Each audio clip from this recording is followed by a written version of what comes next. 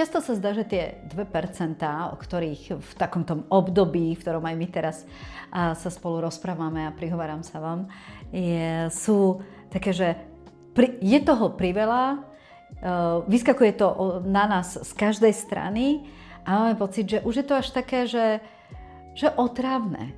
Ale tie 2% sú neskutočne dôležité.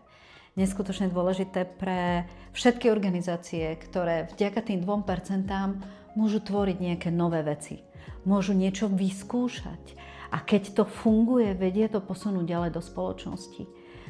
Mnoho ľudí ani nevie, ako sa vďaka 2% skvalitňuje život zraniteľných skupín. Keď sa niekto rozhodne 2% venovať nejakej organizácii, vysiela 2 kľúčové odkazy. Prvým, to, čo robíte, je dôležité a ja vnímam tú dôležitosť pre spoločnosť. A ten druhý, nechcem, aby ste v tom zostali sami.